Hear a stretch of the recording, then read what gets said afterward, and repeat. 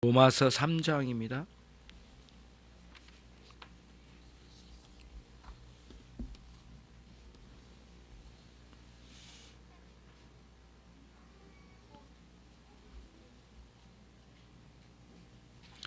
로마서 3장 24절로 26절입니다.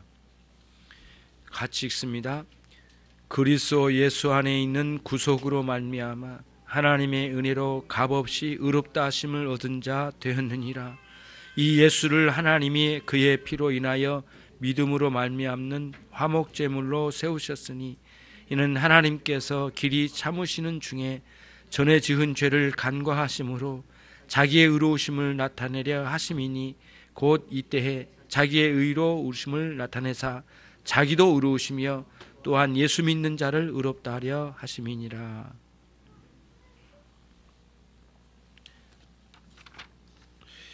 오늘의 교리문답입니다. 대요리문답 제38문. 왜 중보자가 반드시 하나님이 되셔야 합니까?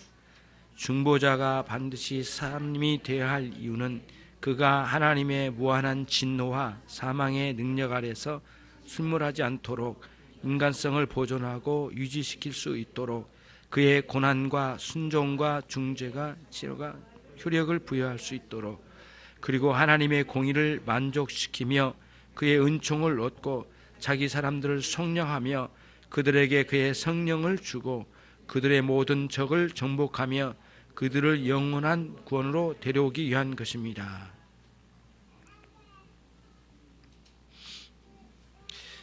대요리문답 38문입니다.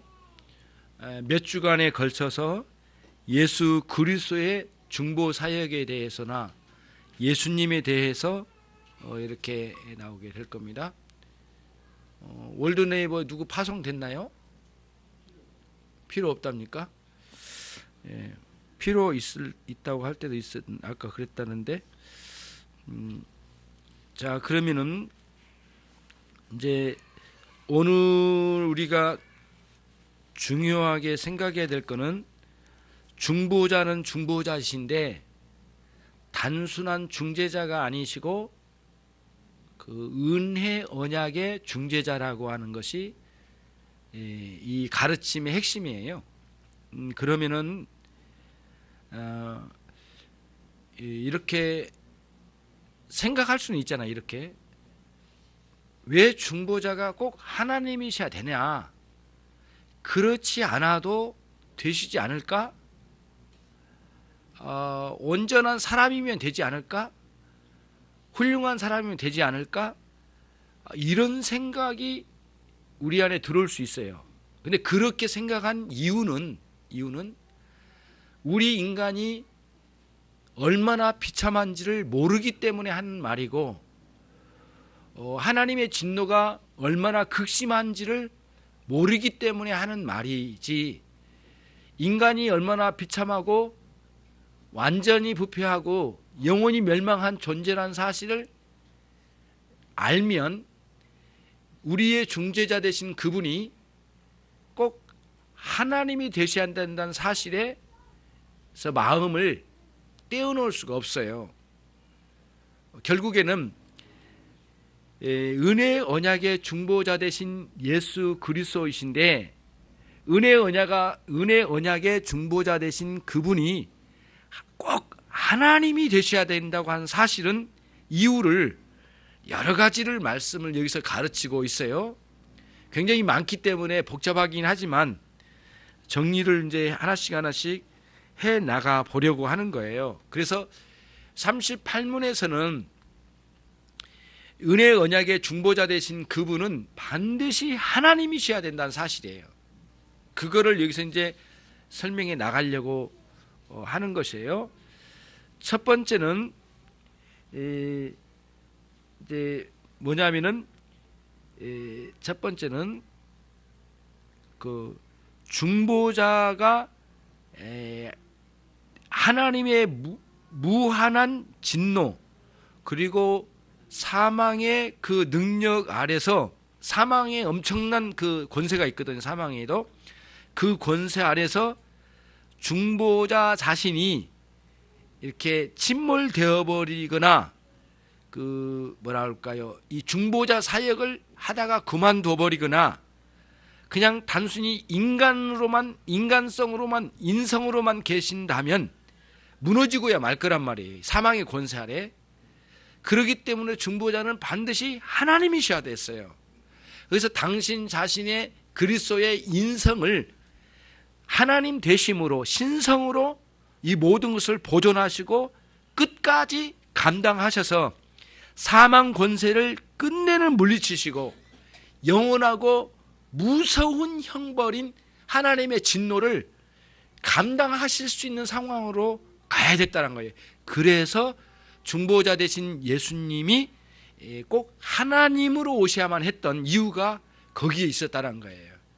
그러니까 하나님의 진노의 엄청남과 그 다음에 그러니까 중보자는 인간이시면서도 하나님이시니까 그 인성 부분이 보존되지 않는 상황으로 떨어지지 않도록 당신 스스로 하나님이 하나님으로서 오셔서 이 땅에서 인성으로만 감당하신 게 아니라 그거로는 감당하다가는 중간에 나가 떨어지니까 결국에는 하나님으로 오셔서 완전하신 그 하나님으로 그 인성을 보존하시는, 그리고 유지하셔서 완벽하게 영원토록 중보자로 완전하게 계실 수 있도록 하나님으로 꼭 오셔야만 한 이유를 가지고 오셨다는 거예요. 그것을 여러분들과 제가 항상 생각해 볼 수가 있는 것이에요. 그렇기 때문에 은혜의 언약의 중보자 되신 그분이 하나님이시란 사실이 우리에게는 복음 중에 복음이에요. 왜? 중보자 사역을 하시다가 그만둬 보시거나 하다가 아이고 못 해먹겠다 이렇게 하신 것도 아니고요. 완전하고 영원하고 완벽하게 중보 사역을 감당하실 수 있는 분으로 오신 하나님으로 오셨다는 사실이 엄청나게 우리에게는 엄청난 우리에게는 복음이 아닐 수 없어요. 그것을 오늘 여기서 우리가 이제 이 38문에서 설명을 해 주려고 하는 그런 내용이에요. 사망 권세가 엄청나기 때문에 모든 사람이 사망의 권세 안에 굴복됐어요. 모든 사람이 사망의 권세에 노예 생활을 하고 있어요. 종노릇 하고 있단 말이에요. 그렇기 때문에 그 종노릇하는 곳에 있는 영혼들을 내셔서 사망 권세를 이기시고 부활하시는 위대한 역사를 이루셔서 완전하게 당신을 믿으시는 중재자를 찾아오는 모든 영혼들을 그 사망 권세에서 꺼내어 완전하게 부활의 능력으로 드러내시기 위해서는 당신 자신이 하나님으로 오셔야만 했다라는 것. 이것을 오늘 38문에서 우리에게 이제 가르쳐 주고자 하는 첫 번째 내용이에요. 자, 그러면은 그래서 놀랍죠. 신성으로 오신 분, 인성과 신성으로 오신 분에 대한 굉장히 놀라운 사실이에요. 왜 그래야만 했는지를 이제 알게 되는 거예요. 자, 그다음 두 번째는 이런 것을 생각해 볼 수 있어요. 왜 예수님이 중보자로 오셔서 그 신적 존재 하나님으로 오셔야만 했는가? 당신 자신이 고난을 받고 순종을 하고 온전하게 우리와 하나님 사이의 중재를 잘 이루시기 위해서, 그리고 그 중재와 순종과 고난이 가치가 있고 효력이 나타내기 위해서는 하나님으로 오셔야 됐어요. 이제 어려운 용어인 것 같긴 하지만 이런 거예요. 우리 스스로 고난받아서 나 자신과 나 때문에 내가 받는 고난이라면 하나님으로 오실 이유가 갖춰지지 않아도 돼요. 하나님 꼭 하나님으로 오시지 않아도 자기가 당한 것, 자기가 고난받고 가버리면 되지만, 문제는 뭐냐면은 그 예수님이 오셔서 고난받으시면 당신 자신의 문제로만 귀착된 게 아니고 여러분과 저에게 있는 모든 죄를 멸하시기 위하여 온전한 고난을 다 담당하시고, 그 다음에 여러분과 제가 온전한 의의를 못 이루고 있는 가운데 있는 이 처참한 상황에 있는 상황을 대신하여 완전한 의의를 이루시기 위하여 완전한 순종으로 가시기 위해서는 사람으로서는 자기가 순종하고 끝내시면 되지만, 그걸 가다가 그만두면 되지만, 예수님이 만약에 그런 완전한 순종을 안 이루셨다면 하나님으로서도 신으로 오셔서 완전히 못 이루셨다면, 그 순종의 가치를 못 이루시고 그 순종의 효력을 발생을 못 시켰다면 여러분과 저에게는 별로 의미가 없게 되는 거예요. 예수님 당신 자신의 순종으로만 끝낸다면.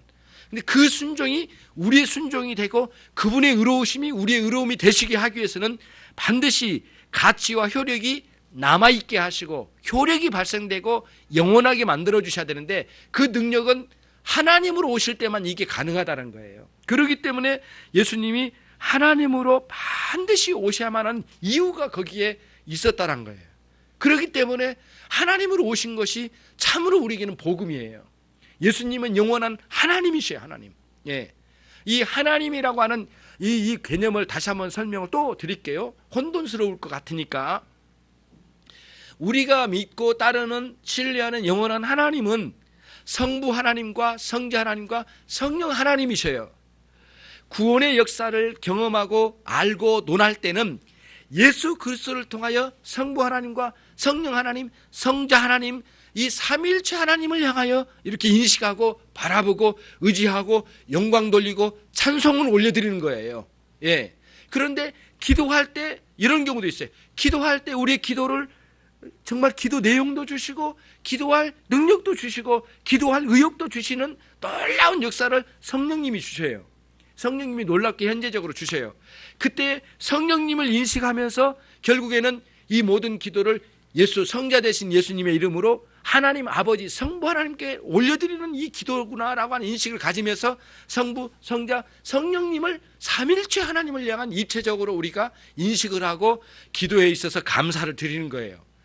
그러니까 예수님이 하나님으로 오셨다고 하는 이런 신적 존재로 오셨다고 하는 인식을 가져가면서 성삼위 하나님의 입체적인 역사하심을 성자 하나님을 통하여 이렇게 이루어가고 계심을 우리가 큰 틀로 인식을 하면서 감사하고 영광을 올려드리는 그런 자리로 이제 우리가 나가야 된다는 것이에요. 그런 차원에서 그리스도의 고난에는 성령께서 함께 하시고 그리스도의 고난을 하나님이 외면하지 않으시고 그리스도의 십자가의 죽으심을 성령에 도우시고 그리스도의 십자가의 죽으심을 하나님께서 가슴 아파하시고 함께 고뇌하시면서 이 일을 감당하신 거예요.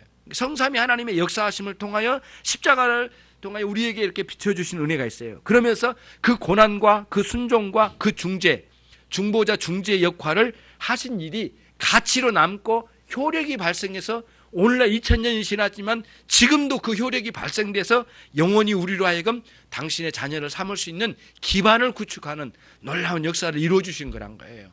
그런 차원에서 예수님은 단순히 사람으로만 오시면 안 됐고 꼭 하나님으로 오셨다는 거예요. 사람이면서도 동시에 하나님으로 오셔야만 했다는 이유가 거기에 나왔다는 거예요. 그래서 38문이 그거를 굳이 설명을 꼭 해야만 하겠다는 생각에서 38문이 들어오게 된 것 같아요. 다음으로 넘어갑니다. 주보를 보시면 아세요. 리일번에 보면 하나님의 공의를 만족시키시려고, 그게 하나의 큰 틀이에요.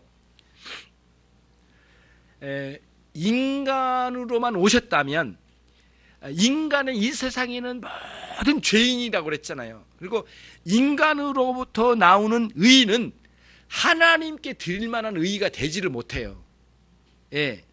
결국에는 그 하나님의 의에 완전히 만족시킬 수 있는 분은 하나님 당신 자신 외에는 없었던 거예요. 이 원리가 굉장히 중요해요. 아무리 인간이 공의롭고 대단한 의로운 자일지라도 하나님의 의로우심에는 만족시킬 만한 곳이 인간 쪽에는 전혀 없었다는 거예요. 있지 않아요.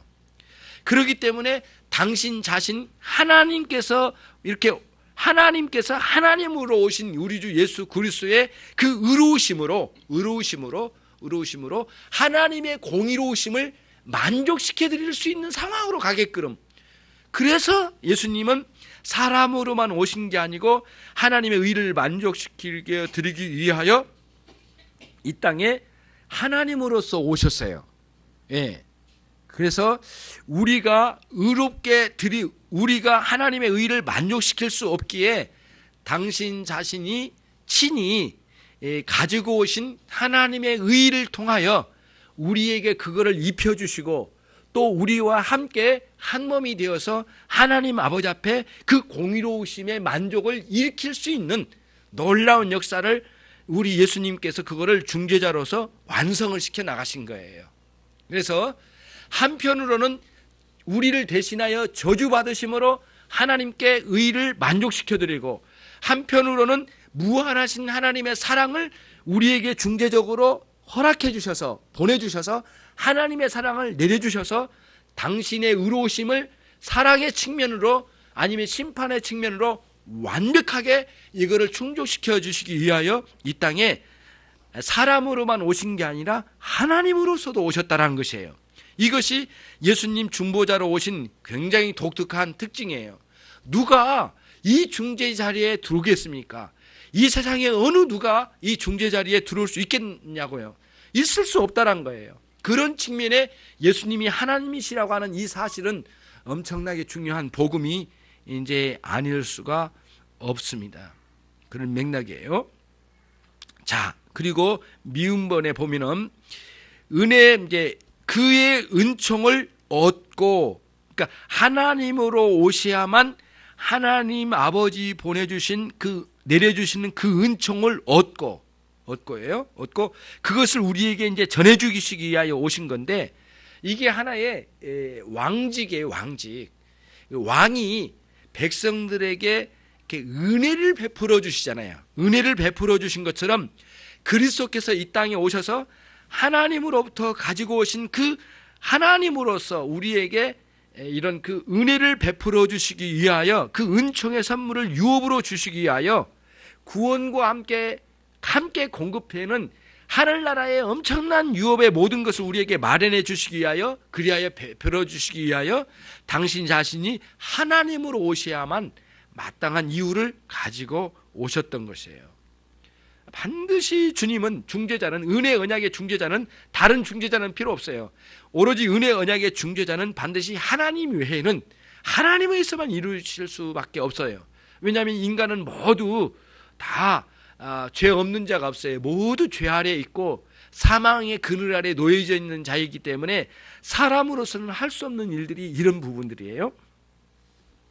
그 다음 비읍, 자기 사람들을 속량하시려고, 그렇죠? 하나님으로 오신 이유가 당신 자신의 사람들을, 다시 말하면 선택한 사람들을 속량하여 주시려고 그렇게 했어요. 속량, 속자가 한문으로 바칠 속자예요. 바칠 속자. 이렇게 바쳐드린다고 하는 그런 속자예요. 바칠 속자. 그런데 이제 우리가 대속이라는 말씀도 들어보셨죠. 대속은 대신 값을 바쳐드린다, 그 뜻이에요. 대속이란 뜻이. 그 다음에 속량이라고 하는 것은 오늘 이제 나온 속량, 죄값을 치러서 바친다, 그 뜻이에요. 죄값을 치러서 바쳐드린다, 그런 의미가 있고요. 속죄라는 단어도 있죠. 속죄 많이 들어보시잖아요. 그것도 이렇게 바칠 속자인데 값을 주고 죄를 사면해 준다고 하는 의미에서 속죄라는 의미가 있어요. 구속이라는 용어도 여러분 많이 들으셨잖아요. 구속. 값을 주고 온전하게, 그러니까 값을 바쳐드리고 올려 바쳐드리고 온전하게 구원한다는 의미가 구속이라는 뜻이에요. 이런 식으로 속자는 굉장히 우리에게 의미가 있어요. 값을, 우리가 이제 구원받아야만 그 마땅한 값을, 구원받으려면 값이 필요하거든요. 값을 하나님께 바쳐드린다는 뜻이에요. 속량이란 뜻이. 그러니까 여러분 한 사람 한 사람의 가치를 예수 그리스도를 다 주셔서 한 사람 한 사람을 사신 거예요. 예. 그러니까 이런 식으로 생각하면 안 돼요. 예수님의 가치를, 여러분이 오늘 20명, 30명 모였어요. 예를 들자면 50명이 모였다고 쳐요. 그러면 n분의 1로 나눠서 예수님의 가치가 나눠진 게 아니란 거예요. 이 논리를 잘 생각해야 돼요. n분의 1로 수억의 사람들 나눠서 은혜를 쪼가리 띄어서 준 게 아니라는 거예요. 예수님 당신 자신을 전부 주신 거예요. 나에게. 예. 야, 김 목사님에게 은혜를 많이 주셨으면 김 목사님 많이 주시고, 또 우리 정금래 권사님 더 많이 주시고 나는 조금, 뭐 이런 식이 아니에요. 모두에게 예수님, 우리 정금래 권사님에게도 전부로 주셨어요. 전부로 주셔요. 예. 죽어본 집사님에게 전부로 주신 거지, 여기 띄고 나머지를 주신 게 아니란 말이에요. 전부로 주셨어요. 이런 차원이에요. 그러니까 이런 방식으로 당신 자신의 사람들을 속량하시는, 이런 일들을 이루시기 위해서는 반드시 하나님으로 오셔야만 했어요. 하나님으로 오셔야만 이 일들을 이루실 수 있으셨던 거예요. 그래서 디도서 2장 14절에 다음과 같은 말씀이 굉장히 적중된 말씀이에요. 그분이 우리를 대신하여 자신을 주심은 모든 불법에서 우리를 구속하시고 우리를 깨끗하게 하사 선한 일을 열심하는 친 백성이 되게 하려 하심이니라, 이렇게 말씀해 주셨어요. 예.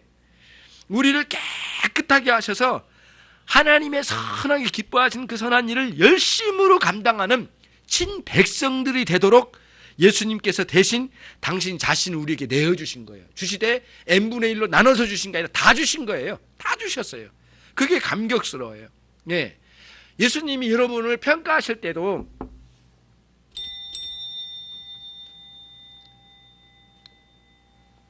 빨리 끝낼게요. 예. 치료도 한다고 하니까 빨리 끝낼게요. 뭐를 하다가 빨리 끝낸다 했지? 이제 예를 들면 우리를 평가하실 때 그 말씀 드리려 받았어요. 우리를 예수님 평가하실 때 천하보다도 귀한 존재라고 하셨잖아요. 하늘과 땅, 온 우주 만물 다 귀한 한 존재라고 보셨대요. 우리 각자를. 우리 모아놓으니까 아이고 좋다, 천하보다도 귀하다, 이렇게 한 게 아니에요. 따로 때로 하나, 나 혼자예요. 나 하나를 두고 천하보다도 귀하다고 말씀하신 거예요. 예. 우리를 대하시는 주님의 마음의 방식이나 그런 가치로 바라보신 거예요. 그리고 그러면서도 주님이 우리에게 주실 때 n분의 1로 나눠서 쪼가 띄어서 주신 게 아니라 당신 전부를 주셨어요. 예. 다 주신 거예요. 다 주신 거예요. 이런 사랑을 어디서 우리가 알겠느냐. 그리고 또 이런 방식으로 어디서 받을 수 있겠느냐. 하나님으로부터 받지 않으면 어디서 받을 수 있겠느냐. 누가 어떤 사람이 훌륭하고 대단하더라도 n분의 1로 나눠주면 나눠졌지 그렇게는 못 주잖아요. 전부를 못 주잖아요. 줄 수 없거든요. 예, 줄 수가 있는 게 아니에요. 그리고 주어도 영원하지도 않고, 그리고 영원히 전부를 영원히 주신 것이기 때문에 엄청나게 놀라운 거예요. 그래서 요한 사도가 하늘나라에 이제 환상 가운데 올라갔을 때 어린 양을 찬양한 이유가 있어요. 어린 양은 그 유월절의 어린 양이에요. 유월절에 제물로 드려진 거예요. 다시 말하면 십자가에, 유월절에 십자가에 죽으신 그리스도를 말씀하신 거예요. 예수님이 나를 위하여 죽으신 것을 그 하늘나라에 가서 그거를 다시 확인하고 찬양을 올려드렸어요. 다시 말하면 요한 사도 자기 자신에게 전부를 주신 주님을 향한 찬양이에요. 너무너무 감격스러운 거예요. 그래서 우리가 천국에 가게 되면, 누가 먼저 갈지는 모르지만 가게 되면 가장 먼저 그거에 대한 감격이 일어날 가능성이 많아요. 가능성이라 해서 저도 안 가봤기 때문에 그럴 가능성이 많아요. 이렇게 하는 그 나를 다 주신, 예수님이 당신 자신을 나에게 다 주신 것, 그거를 감사할 가능성이 많아요. 네, 정말 놀라운 상황이 일어날 거예요. 왜냐하면 사도 요한이 그걸 경험했으니까. 여러분과 제가 그런 의미에서 자기 사람들을 속량하시려고 값으로 다 치러주시고 우리에게 내놓으셔서 우리를 하나님의 백성 삼아주신 그런 일들을 위해서 하셨다, 그런 말씀이에요. 또 그 다음입니다. 시옷 받침. 그들에게 그의 성령을 주고 그의 모든 대적을 정복하려 하시려고 하나님으로 오셨어요. 자, 하나님으로 오셔야 될 이유가 결정적이네요. 성령님을 누가 보내주시겠어요? 하나님이 보내주신 거죠. 하나님. 다시 말하면 예수 그리스도께서 보내주시고 하나님께서 파송하신 거예요. 성부 하나님이 보내주셨다는 개념도 하나 있고, 그다음에 예수 그리스도께서 보내주셨다는 개념도 있어요. 성령님을 보내주셨다고 할 때 이건 중요한 교리 중에 하나예요. 하나님 아버지께서, 성자 하나님께서도 성령님을 보내주신 거예요. 양쪽 측면 다 봐야 돼요.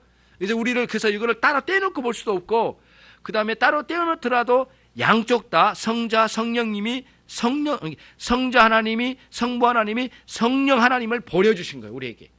근데 그러면은 하나님으로 안 오셨더라면 중재자 되신 예수님이 어떻게 우리에게 성령님을 보내주시고 성님의 필요성을 직접 목도하시며 이렇게 보낼 수 있으셨겠느냐고요. 그분이 오셔서 중재자로 오셔서 실제로 성령님을 우리 안에 보내주셔서 우리로 하여금 하나님의 우리로 하여금 하나님의 자녀, 하나님의 아들들이 된 명분을 만들어 주신 거예요. 명분을. 하나님의 자녀, 여러분이 각자 하나님의 자녀 됐다는 명분이 어디에 있느냐고요. 성령님을 보내주심으로 그걸 확증시켜 보여주신 거예요. 이런 방식으로 하시기 위해서 결국에는 주님이 하나님으로 오셔야만 했어요. 또 마지막 부분의 끝에 보면 뭐라고 했냐면은 우리들의 모든 대적, 우리들의 모든 대적을 완벽하게 정복하기 위해서는 사람으로서는 가능하지 않아요. 결국에는 하나님으로 오셔야만 이런 대적을 이기실 수가 있으셨어요. 그 대적은 이 끝까지 하나님을 배반하고 있는 이 세상의 세력과 그리고 끝까지 당신의 백성을 멸망으로 끌고 가려고 하는 이 사단의 세력과 우리 안에 정말 완벽하게 망가져버린 이 완전히 부패하고 멸망당한 우리의 이 완전한 부패성을 완전히 회복시켜서 정복시켜서 하나님의 백성으로 온전히 영원토록 데려가시기 위해서는 결국에는 그분이 하나님으로 안 오시면 안 될 일이었다, 이런 말씀이에요. 은혜 언약의 중보자로 오신 그분은 사람으로서만 오셔서는 안 되고 하나님으로 오셨어야만 됐다는 사실을 오늘 여기서 보여주게 되는 것이에요. 그런 의미가 여기에 있는 것이에요. 자, 그리고 그 다음이 이제 마지막이죠. 그들을 영원한 구원으로 데려오기 위해서는 반드시 은혜 언약의 중보자이신 예수님이 하나님으로 오셔야만 했어요. 하나님으로 오셔야만 했어요. 그래서 우리가 상상을 해볼 수는 있잖아요. 모세가 중재자가 되면 안 될까? 다윗이 되면 안 될까? 아브라함이 하면 안 됐을까? 이런 생각도 해볼 수는 있잖아요. 상상을 해보는데 심지어는 이런 생각도 해봐요. 아담이 범죄하지 않고 죄가 없는 가운데 상태로 아담이 그 일을 할 수는 있지 않았을까? 그것도 안 되는 거예요, 결국에는. 왜냐하면 그 아담은 하나님이 아니잖아요. 아무리 죄가 없더라도. 그런 존재로도 안 된다는 거예요. 그만큼 우리의 은혜 언약의 중보자는 하나님으로만 오셔야만 했다는 사실을 아주 강조해서 38문에서 설명을 하려고 한 거예요. 그런 맥락을 우리가 이제 잘 이 38문에서 배우게 되는 것입니다. 다시 한번 우리 읽고 마치도록 하겠습니다. 오늘의 교리 문답. 대요리 문답 제38문. 왜 중보자가 반드시 하나님이셔야 합니까?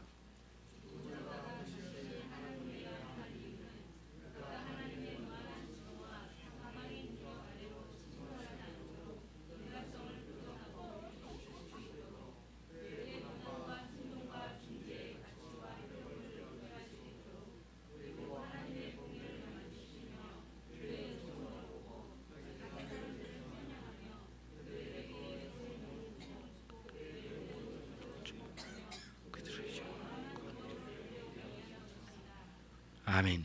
자, 이런 교리 문답을 공부하는 것은 오늘 당장 엄청나게 많은 내용들이 공급된다 하지 않을지라도 우리가 신앙의 길을 갈 때 혼란스럽고 정리가 안 되고 그게 뭘까라고 하는 부분에 어느 정도의 길목을 보여주고 정리가 어느 정도는 된다고 봐요.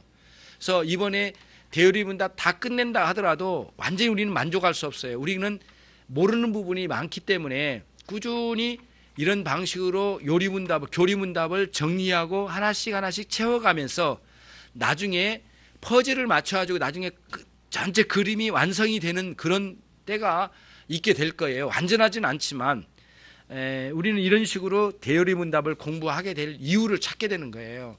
많은 부분에서 새로운 것도 알게 되지만 이미 알고 있는 내용들을 정립할 그런 기회가 오후 예배 시간이 아닐까라는 생각을 합니다. 여러분들 많이 오후 예배를 위해서 좀 많이 기도해 주시고 실제로 그런 유익들이 우리 안에 있도록 여러분들이 간구해 주시길 바랍니다. 기도하겠습니다.